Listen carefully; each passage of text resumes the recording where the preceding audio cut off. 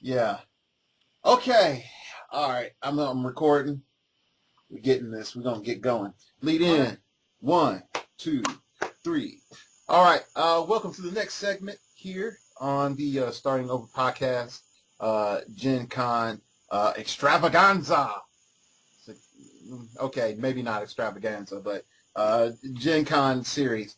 I got the one, the only, the man with the longest hair and heroclix, Alex Avila. Say hello to the nice people. Hey, everybody. All right.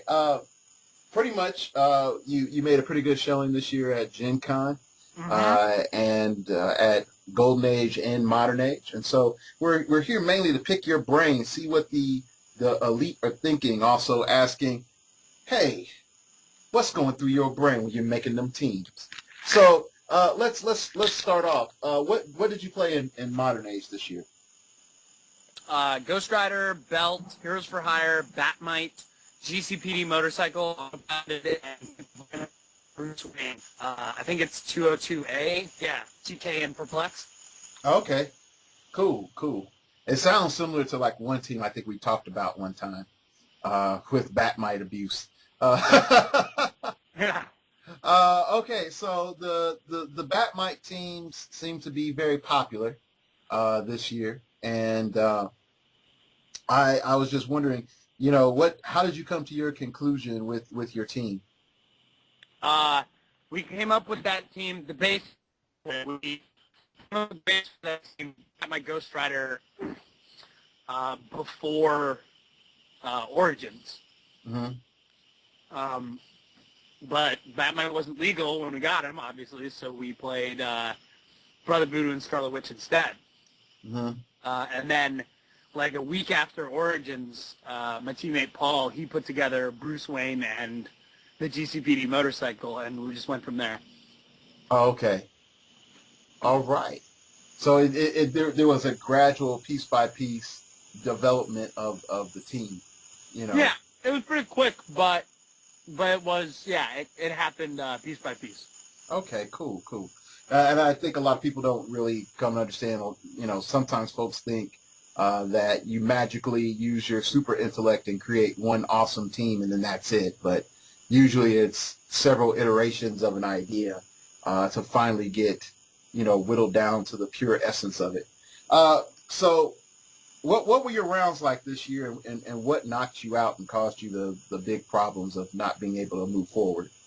I got knocked out in Modern Age against a mirror team, but he had Enchantress instead of Bruce Wayne. Oh. And I got knocked out because he rolled Super Senses. He was a good player. Once he rolled Super Senses, it was over because he was a good player and he was able to capitalize on that. If the Super Senses had gone off, his Ghost Rider would be dead. So, but we knew that going into the team. We knew what happened in a mirror match. Yeah, there's... Yeah, I mean, we definitely, when you know the insides and outs of certain figures. So what happened in Golden Age for you? What were you running in Golden Age? I think I was told you were running Trinity of Sin. Is that correct? Oh, yeah, Trinity at full. Okay, why were you running Trinity of Sin, and what was your major motivations behind that? They're really good. So we did all the math. We did all the play testing. And every time we thought of a team, right, that beat it, we were like, Justice League probably still beats it, right? And then when we actually played through the game, we were like, wow, Justice League does not beat it. Justice League has a really hard time with this team. And it came down to if Justice League missed one attack and or if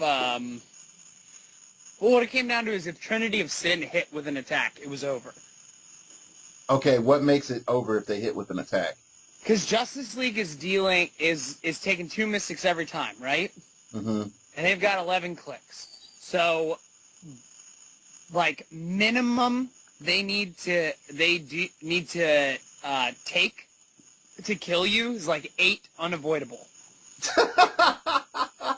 So if you hit with one attack like, if they hit you the wrong way and then you come back at them and Psychic Blast, it's over. Or if they smash you really hard and then you just pound them with 3 attacks from working together, it's just kind of over. Wow. So we kept looking at other teams, and it just, I mean, it didn't look like anything was, I mean, it's not like it was the end-all, be-all. Obviously, it didn't win. But, like, I got knocked out by Masu. I played really well, and his Osiris rolled a 9. And what was I supposed to do when he rolled a 9, you know? And my buddy, the guy who won, the guy who knocked out Masu, my teammate Paul played him in a round, and my teammate missed an attack. 1 attack, and he would have killed all of the cruisers. At least that's what I remember. I don't know. I'll have to ask him again. Okay. So Trinity is Sin, and then your other friend ended up was the world champion for Gencon. I mean, for Golden Age. So, wow. So it must be a big year for Team Rubicon, it seems. Oh, yeah. I mean, wait. My buddy didn't win. Oh, okay. I misunderstood that. No, the cop cars won, right? But he had faced the cop cars before. Oh. So we knew that it could be the cop cars.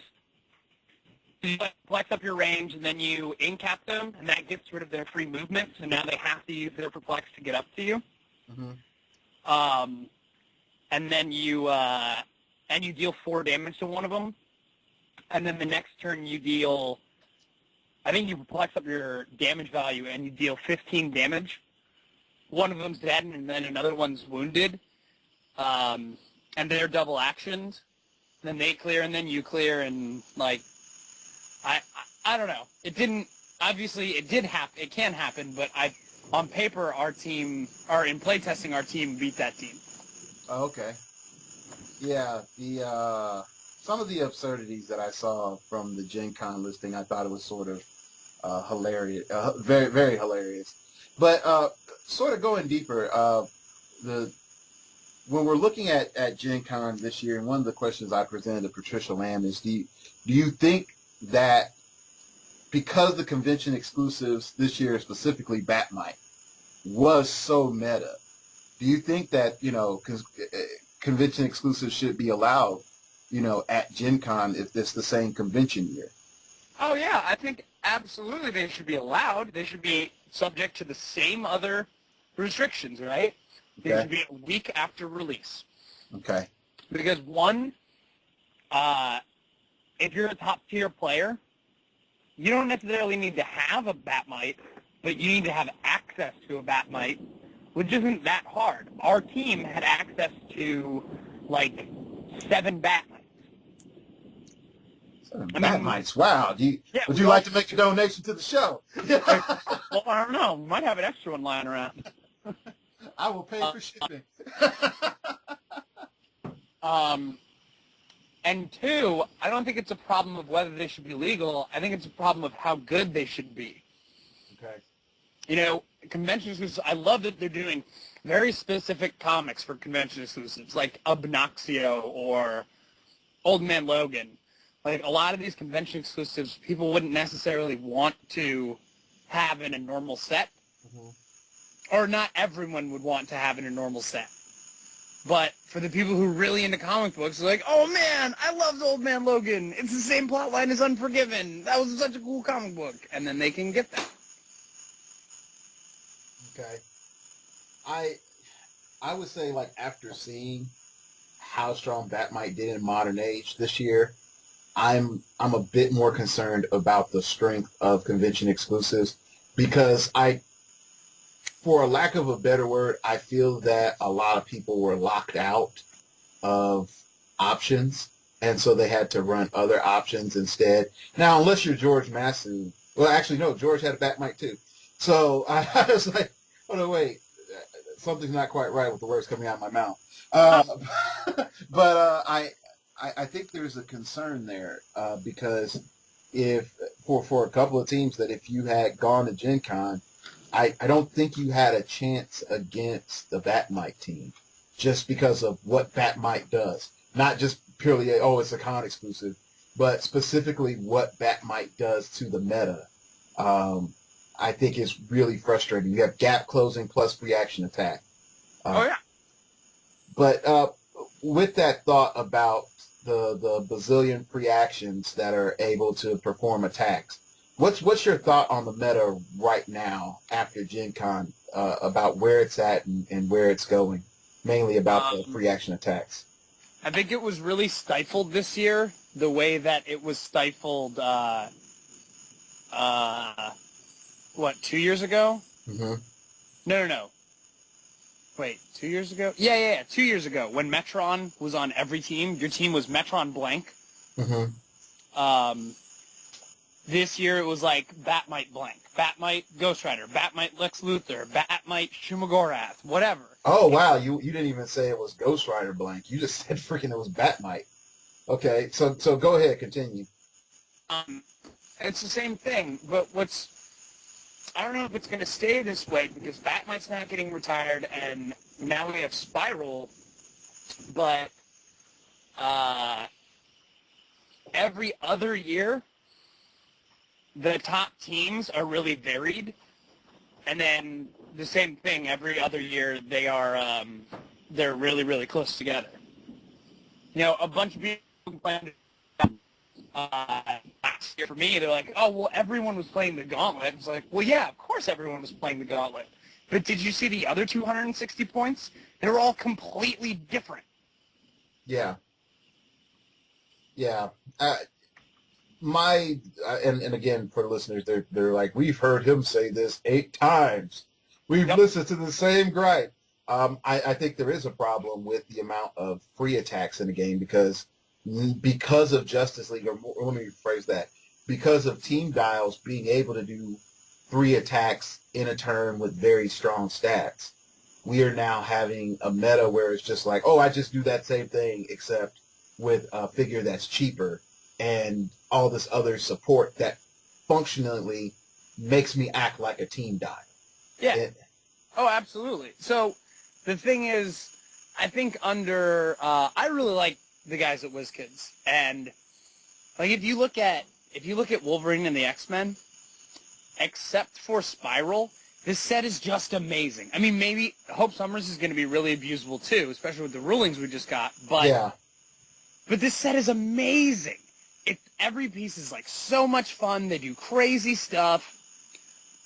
But I think there was an oversight on Team Dials because when you think about it, you think a Team Dial, right? Okay, you take a power action, and then the team takes 3 actions. Well, it's not really like that. It's like the team takes, let's say, 5 actions off of the 3. Because, 1, they move, right? Mm-hmm. And that's all of them moving, not just one of them. And then they all attack. You can think of it as the different team members attacking, but they all get to attack with the same stats. Yeah. Which doesn't make any sense.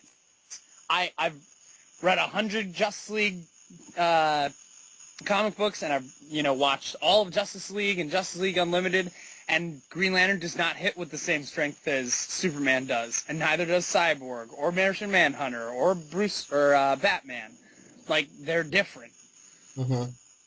And just because one person is on the team doesn't make the whole team have all of their abilities. Like Trinity of Sin, right? When they get combat reflexes from Question, I'm like, how come the other 2 are suddenly martial artists when he shows up on the asset dial? Is it him getting in the way and be like, Woo-gee, don't look at them, look at me? They'll punch from behind me at opportune times. Yes, exactly. Yeah. I'm sort of feeling you. I think the 3 broke things that actually I put it in the blog, and so everyone that's read the blog knows this. I think the 4 broke things that come out of Wolverine X-Men. Number 1 is Spiral. Number 2 is Shi'ar, Imperial Guard, because they can pop anywhere on the map, and then when you combine Lilandra and more oracles, it's impossible to beat them for map roll because Lilandra acts as the equivalent of a buff plus bat signal and oracles. If you just put 2 more oracles in addition to the one on the team base, you have +9 to map roll in a 300-point game. Pop off your Oracle, you now have 4 props. Wow. Yeah, and then the last but not least is the New Mutants at the rookie level with the Sunspot. Sort of, I can constantly pulse wave and be on my third click. Even if you try to kill me, I'll just take figures off of the team base, and I will keep pulse waving with the. Yeah. So, I go ahead. They got the asset dials right this time. Yes, which I actually do start agree on the absolute best thing and never want to roll off of it. I mean, well, I'll say it like this: the Imperial Guard, they start off with Gladiator, and there's really no incentive to leave Gladiator. If you look at the rest of their powers, like there's some tempting stuff, but it's like really situational stuff. But I can say like with Villains for Hire, I can see why you do want to roll, but at the other end of it, you have to roll. And I think with the Justice League, you don't have to roll, and that's part of the problem with asset dials, is that you're able to always stay with this one member of the team being the highlight perpetually. So I think that that's a problem. But anyway, sort of moving on. We're looking at Golden Age. Is Golden Age really the proves the adage that time heals all meta, or is it really just nope, the same old BS is just good? So Golden Age, this is the first year, at least that I've been to, that they did a Golden Age championship, right? That is correct.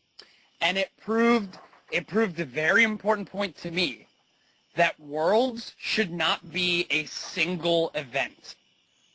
Okay. Or if it's going to be a single event, then you need to cut to top 16 or top 8, and then those top 16 or top 8 have to compete in, let's say, sealed, and then modern, and then golden, and how about, oh, dude, so do you play Magic? Do you ever play Magic? I have never played Magic, sir. Okay, so Magic, right? People play sealed games just like heroclix. Mm-hmm. But instead of 2 packs, you get 6 packs to make your deck out, because obviously you need like at least 40 cards to make your deck in sealed, right? So they have these team events where instead of one person getting 6 packs, your team of 3 people get 18 packs. You build the best 3 decks you can out of that, and then you play another team in each round. So you're playing 3 simultaneous games. They're all separate games, but you're playing three people from another team, and the first 2 games to end one side ends the round. Like, it's this great idea that would completely work with heroclix too. How awesome would it be if you sat down with 2 of your buddies, you got 6 packs, you built the best 3 teams out of those packs, and then you went up against 3 other people. And here's my interesting response to that because of my gaming background. Because I used to play Universal Fighting System, and they did have a team element to the game. I've seen teams like lock down like metas. Like I hate to say it like that. There were houses, literally they called them houses, of groups of players that either lived together in the same area or from the same clan. They were called houses. And they were like, from so-and-so house, won blah, blah, blah. The other person from so-and-so house got blah, blah, blah, 2nd place, 3rd place, whatever. And they would just lock down events. And I could see, like, everyone calling shenanigans with, Team Ultra Monster, Daniel Joins, George Masu, Alex Avila, all together to form the most evilest empire ever. I mean, I could see, the headlines like world champions gather together to curb stomp the rest of the United States and the world. I understand your concerns, but, dude, that's what's happening. But it's not going to be me and George and Dan. It's going to be me and my team, Bill's team, Dan and his team. So this is this is the best Gen Con I've been to so far. Because me and my team walked into the tournaments, right? And everybody knew who I was. And by the time we were done playing and everything was said and done and we had our 2 new world champions, everybody knew who my team was. Like, we had our matching shirts, and you'd sit down across from one of us and be like, wait, I just played a guy. Oh, crap. He was really good. That probably means you're really good, too. No free passes. I'm hoping that everyone, not the first people to do it. There's Scott Crampton with the 4 points gamers. There's Team Ohio. There's Ministry H from Canada with Patricia Lamb and Rob. And I think that's where it's going. I think maybe because we made such a good showing, people might really be taking notice of that effect that teams can have. I will say this, playing around, one of my main reasons for playtesting with Dan this year was because you said like you and George were talking. I was like, well, dang it, y'all won't share, and I keep my mouth shut until after the events. I'm a trustworthy fellow. They didn't allow me to play, Dan. Did I promise you, Dan? I bring useful stuff. And so I joked that pretty much the team you told me you brought the Origins. I asked you if it was okay if I could tell Dan, and then Dan plays that team at Gen Con. So you have helped make the world champion, sir. Yeah. Dude, but that I hope you don't feel disrespected or anything, because I talked to George, right? But we didn't talk to each other about our teams that we're making. We talk about the meta in general, but we never make mention of the teams we were playing. Oh, okay. Because that's what I thought you all were doing, but oh well. Now I know, and I know better. But sort of coming back, and we can in a little bit more lighthearted way. What do you think needs to happen to the game for it to take that next step outside that whole team super jazz that you're talking about? Well, I think the tournaments need to become more varied, because so we can either make a ban list, or we can errata a bunch of pieces. Well, not a bunch, a few pieces, and a team ability. Or you can start varying events. Because, like, Golden, there were a bunch of teams in Modern, but by the time it went down to top 32 and then top 16, there were not a lot of teams.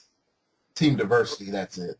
Yeah, exactly. Not a lot of force diversity. But in Golden Age, there was a lot of force diversity all the way up until the end. Like, Villains for Hire got in. I think there was a Shuma. Yeah, that was Patricia. Patricia played Shuma. Oh, man. Patricia's so cool. Yeah. So I think if they vary the events, then you'll see a lot more teams and you'll see a lot more clever thinking. Because at this point, with the belt and free actions and getting across the board, I mean, this is, in 300-point Modern Age, this is the age of the Alpha Strike. It's, what's his name, all over again. It's that Icon Superman all over again. Except now I deal 18 damage instead of 5.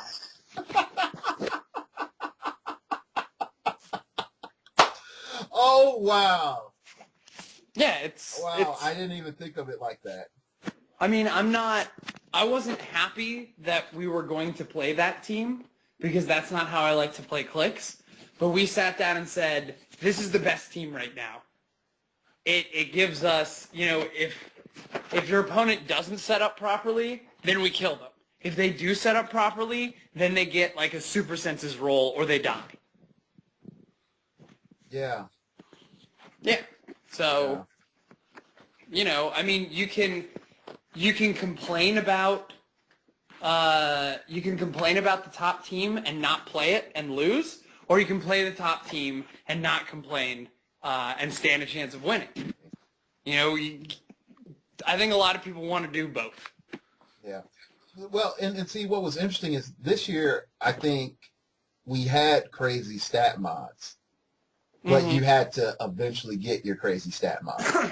Or better yet, like your team, you had to invest in a lot of perplex, not a lot of running around and shooting, but you could, but it wasn't a lot. This year it was, hey man, you get your crazy stats from the jump, just don't lose it. Oh, how many ways can I do it so I don't lose it? So is the issue now crazy perpetual stats that we should be earning and losing, and we're not losing them? Nope. Or what do you think? Is it just the fact that crazy stats period is bad? No, I mean, you're right. So I prep time my Ghost Rider, then I go across the map, I Hellfire Chains you, I take my heroes for hire. Now I've probably prep timed on to Flurry, so now I've made 3 attacks. Next turn, I Hellfire Chains you again. I move my Batmite. I take another attack on you. I've dealt potential 24 damage at this point. I'm sorry. 24 damage plus 2 penetrating damage to whoever I want without rolling. And then I clear. And, I shouldn't be able to end that sentence with that phrase, and then I clear. It shouldn't work that way. I just beat you over the head with your own arm, and then I take a nap and eat a nice sandwich. Yeah, exactly. I should be tired after doing all of that. Yeah. So yeah, maybe we could limit free actions, but don't get me wrong, though the state of the meta might be stifled or in a state of peril, the game is awesome. Dude, you should have seen the line for Battle Royales. It was, down the wall, wrapped around the corner to the tables where people were playing for 8 hours. And oh my gosh, I'm gonna write a review on HC Realms about this, but the staff this year, I mean, they're awesome every year that I've been there, but they were amazing. You should have seen, I think it's Sean. Yeah, I think it's Sean. I love that guy.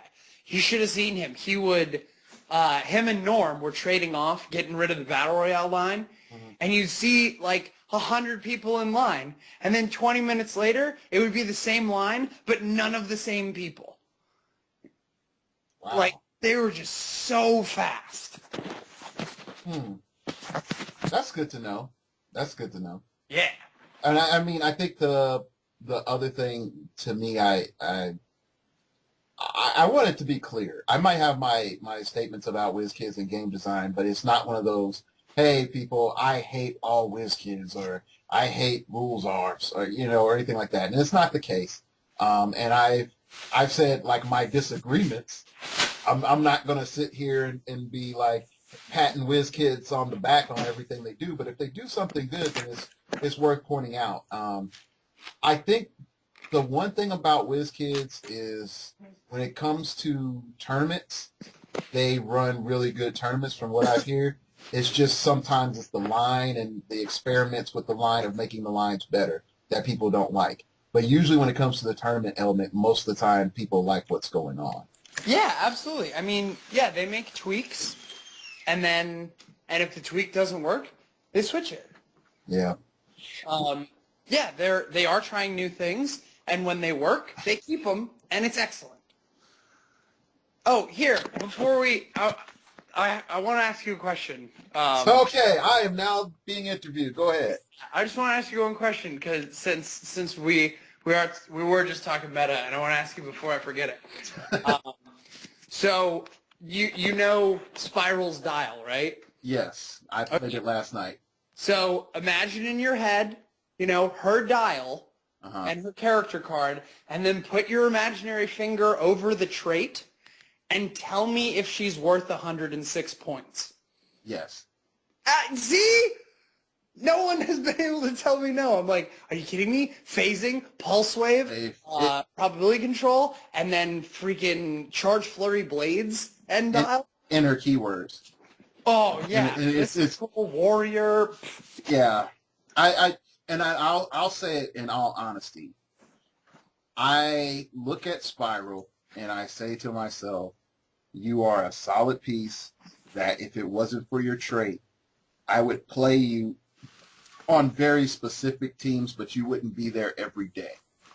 I think because of that trait, unfortunately, it's like all day, every day. And I think because the old Spiral was meta, I think they almost felt compelled to make the new Spiral meta, which I don't think that was a good idea. I'm also sort of glad that the Charge, Flurry, Blaze Claws, Fang silliness wasn't allowed in the first half of the dial. Because if that was on the first half of the dial and she ended up on Pulse Wave, I think that would have been a little too strong. Yeah, I think you're right. I think that would have been a little too strong because even if you knocked her past all that Charge, Flurry, Blades, Deafness, for her to end up on Pulse Wave against weakened characters, even if it's a multi-target Pulse Wave, it's a little bit too strong. Oh, yeah, dude. Yeah.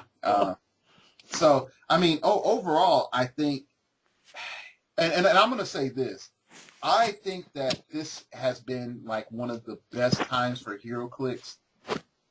At the same time, I think it's one of the darkest hours of heroclix where I never thought I would say the words, we need a ban list.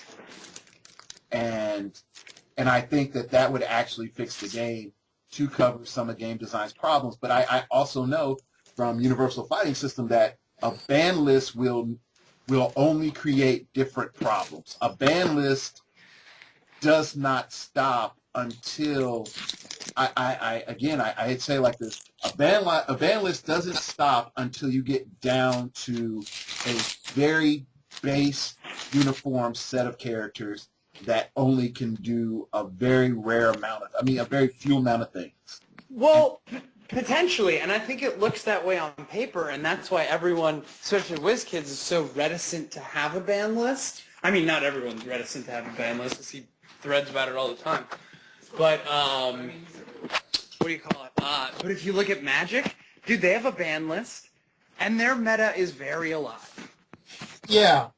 And I think one of the issues with heroclix is, which I think is very different than Magic or Universal Fighting System or Pokemon or any other card game, is in heroclix, your cost of entry is a lot lower for your team development than any card game.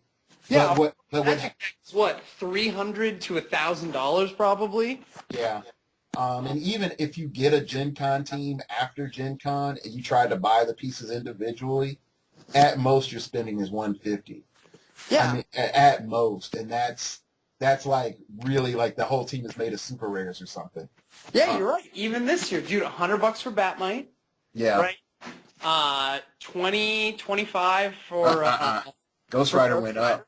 Ghost Rider went up after Origin because I know I bought mine before Origin. I bought mine before Origin for $15, and then he went up to $35. Yeah. Yeah. So I know about that one. I was almost tempted to sell my Ghost Rider. I was like, I can make some quick money. But I mean, all right. Since we're on the ban list, I didn't really intend to go here. If you could make a ban list, what's on that ban list, and then why would it be that way, and what direction do you want to see the meta go?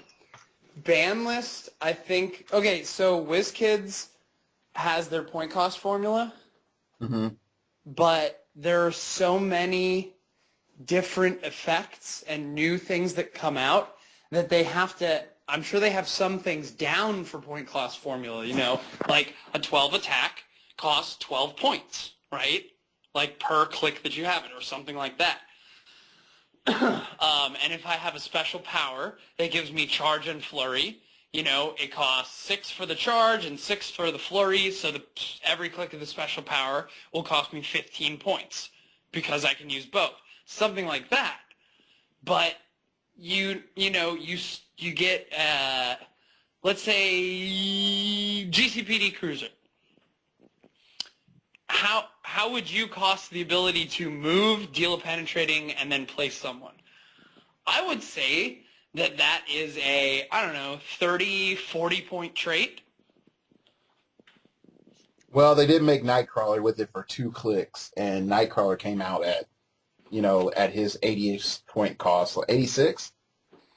86, yeah. Oh, wow. Magic math. There you go. The numbers you remember. Nightcrawler was 86. A GCPD cruiser can do pretty much what Nightcrawler can do with... But GCPD cruiser never has to roll. Yeah, and it never has to roll. And, okay, so Nightcrawler's, 100 times harder to hit than the GCPD cruiser. However, when he gets hit, he's useless. The GCPD cruiser doesn't care what click it's on. It keeps running into you. Yeah. I hate to say it like this when I look at Golden Age now. If I really think of it in that context, then the winner of Golden Age pretty much ran 3 old school Nightcrawlers. I mean, if you really think of it, 3 beefy old school Nightcrawlers on steroids. Mm-hmm. Yeah.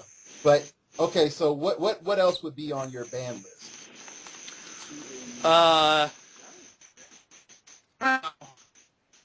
The belt? The belt. Yeah. Okay.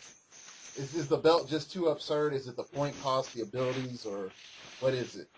Yeah, it's you already said it. Gauntlet, I can get a crazy stat boost, right? +1 to all my combat values is amazing. Because as a good player, I can look through all the people that I want to have +1 for their combat values and get them first. But now I get to say, all right, first turn, I'm going to put myself on the combat values I want and the power that I want to take, of which there's like 4 or 5 really useful powers. Mm-hmm. And there I am. Now, I might not be able to keep it because, I'm going to have to roll once I actually take a non-free action, if that ever happens. But by the time I take a non-free action, I've probably dealt the opposing team 12 damage. And in Modern Age, if you're not playing cop cars, a team can't take 12 damage and still function. Yeah. Yeah. You've gone through 2 characters at minimum. Because the average, I've looked at it, and that's the one thing when they say the point formula hasn't changed, and I would say they're right and they're wrong. The point formula may not have changed, but their clicks of life that they're giving the average hero click has shrunk. If you were going to say, if you're going to say, hey, we can give you a normal human, or we can give you a superhuman pumped up full of steroids and mental augmentations and cybernetic arms, yeah, he might be baller for 10 to 15 years, and then he's going to drop dead. That's our modern age hero clicks. It's about that first that first 2 clicks, and after that, you're meant to just sort of keep on huffing, and then you might have a rally, or you might try to stay consistent. But once you hit the clicks 5, 6, and really 5, 6, and 7, you can be looking at the end of your life. Oh yeah. Yeah, and so that to me is a frustrating element, because I want to be able to say, hey, I get hit, I can still fight. But now it's not even possible because the damage values are so absurd that even some of the old school clicks that were 7 and 8 clicks deep, they're going to get killed by the modern age meta characters now. Oh yeah. So It's ridiculous. so really, okay, let's say this. If we get rid of the belt and we get rid of some of the newer ATAs, would the meta actually be a lot more creative? I think so. Okay.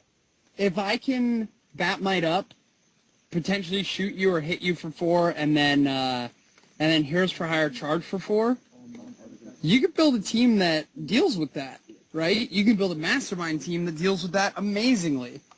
But if I also get to turn off your team abilities, so you can't use your team ability mastermind, or if I get to change this pog, then hit this pog, and then flurry these 2 pogs, and then next turn, you better be able to deal with me now.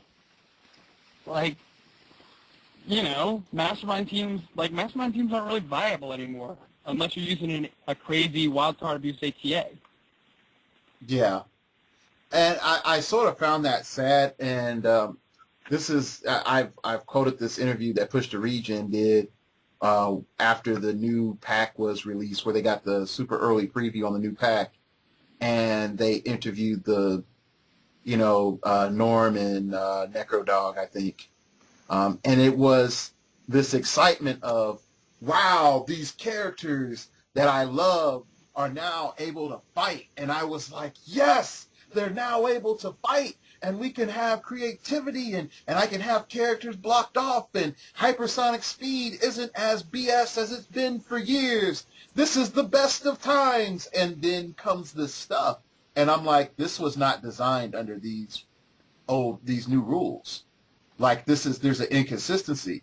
And I don't know, do you remember playing during the transition out of like Legacy and Icons into Armor Wars and Sinister? Do you ever remember that? Or no, you weren't playing dude, then. I wasn't around. Yeah, you weren't playing then. It was horrible because you had Gen Cons being ruled from figures that were, I think that was the KC Flash era, the KC Flash and the Lamp teams. Like those teams were still dominant until all of that old stuff got retired. And I feel with the new rules, we created this micro bubble that is Teen Titans, that it was designed under old rules and old insights. And with the new rules and new insights, it's like broke strong. Oh yeah. Yeah. So anyway, sort of wrapping things up, since we've gone around the world in conversations. What are you looking to pull from your Wolverine and the X-Men, or what have you pulled, and what do you plan to break other than Spiral out of this Wolverine and X-Men set? So I got a case so far. I let my buddy Dre pull the case because I was like, come on, you're lucky, pull the case. And the team packs I got were Excalibur and double team pack with Hellfire Club and Brotherhood of Mutants, which is all the team bases I want because they're awesome. Because one, Captain Britain's awesome. Two, a non-broken Nightcrawler is awesome. And three, dude, bad guy team bases. Like the coolest team base. Not the best, but the coolest team base in Teen Titans was Villains for Hire. They're awesome, except for their trade about double points, because I think they need to stop doing things like that. I mean, they're very smart, and they make great clicks, but I think they need to stop doing stuff that gives you extra victory points, because I think it messes up standings. Okay. Because, you're like, oh, I'm 2-2 with Villains for Hire in a 300-point tournament. Oh, yeah? How many points do you have? 1,200. You're like, wait, how? What? Oh, okay. That's weird. Or I played against the Justice League team base. They popped all 4 characters that they could pop legally. I killed all of them and the team base, so I got 600. I got like 1,000 points from one game. Yeah. It's weird with the standings. But yeah, so bad guy team bases, very cool. I really want Professor X Magneto. Some people were complaining, oh, they don't have a 12 attack value. They're not even flyers, blah, blah, blah, blah. I'm like, did you look at the background of their portrait? They're a rookie. Professor X is walking. This is them just starting out. It's perfect. Like, I think they're amazing. I think they're super cool. Like, most of the super rares from the set are just awesome. And the rares. Dude, Phantom X is amazing. And who's that other one? Warstar? I'm mixed. If Warstar wasn't on the Shi'ar team base, I would not care about Warstar. Really? Dude, have you seen B'ni? Yes, I've seen B'ni, and I'm not a fan of B'ni either. And I know, oh, look, he can use Pulse Wave if B'ni is on and shoot and all the other good jazz, but I don't care. I don't think it's that great. No, it's great when you pop B'ni. You pop B'ni, right? And then B'ni, this tiny little bog, starts pulse waving people and outwitting them at a range of 8. But Phantom X's is better because B'ni dies. Phantom X gets to pop off a new Ava. Oh, and plus Phantom X. So let's say I'm gonna outwit, or I'm gonna outwit with my Ava, and then I'm gonna range combat expert through it with Phantom X, and then I'm going to push my Ava to death. And now I have an action token with Phantom X. Now I'm gonna pop another one. It's gonna move, and then outwit something else because it's technically not the same character. Dude, Phantom X is brutal. Shape change, super senses, toughness. Running shot, range combat. Ugh. Dude, he's so awesome. Yeah, I keep looking at, unfortunately, I will say this, I'm blinded by Hope Summers and every little thing that she can do. I've sort of tried to document as best I could in the history of special powers of how to break Hope Summers. So, but yeah, I'm a little concerned on her as well. But I feel like out of the things that make me sort of want to play and sort of sad at the same time, like the Storm from the team base, I think she's nice. And I also like the Bishop. I love and hate the Bishop. Oh, Bishop's awesome, especially with Hope Summers. Yeah, with Hope Summers in particular, she has some very interesting effects that go on. But yeah, I think one of the things is if I'm able to convince people to put certain things aside, there's some great games to be had. But I also think that I don't know, I guess I get frustrated knowing that there's other broke stuff out there, but oh well. Anyway, so we're going to wrap things up here. I'd like to thank Alex for coming on the show. I know by now you're like, I keep hearing Dark Logo say the same thing. It's a broken record. Why don't you get 15 people on at the same time and have them all talk? Because people have jobs and schedules. Yeah. heroclix isn't big enough for this to be our job yet. Yeah. Trust me. If people knew how much I made from AdSense, man, they'd be like, dude, we would have quit. Anyway, so thank you for listening to Alex and I talk. I sort of wanted to have him with Patricia, but, again, folks have jobs in this sucker. So, hey. Anyway, you got anybody you want to shout out real quick, Alex? I want to give a shout out to my teammates Scott and Paul and Dre and John Compton. We all qualified for one of the championships, and then we took 2 top 16 spots in Modern and 2 top 8 spots in Golden, and then we had 2 really good players with us, John Yoon and Mike, and then yeah, that's good. There's some other people with us, but they know who they are and they know how awesome they are. Soon enough, we're going to have Alex walking around with 12 disciples and some other followers. No, we're team members. We're all equal members. All right. Well, all right. Again, thank you for listening. Check out the blog, startingoverpodcast.blogspot.com. If you wish to donate to the show, everything goes back towards the show. Prizes, HCO codes, whatever. Hit me up on Twitter @StartOverPod. It came from outer space, better yet, the interwebs. If you want to email me at startingoverpodcast@gmail.com. If you wish to opine, keep it pithy, keep it interesting, keep it long if you want to, but keep it interesting. All right. Thank you for listening. And remember, we all have to start over sometime. I'm into comic books, figures on the wall. She's into looking good, Vicky C's catalog. And she loves my flaws, yeah, she's not ashamed. I'm a Peter Parker, she's my Mary Jane. She's my Mary Jane, she's my Mary Jane. She's my Mary Jane, she's my Mary Jane. She's my Mary Jane, she's my Mary Jane. I'm a Peter Parker, she's my Mary Jane. I'm a big nerd around her, but she's cool around me. Never knew how she found me. Electric, but she grounds me. And she loves my flaws, she accepts them all. When the darkness comes, I will get the call. I will swing down,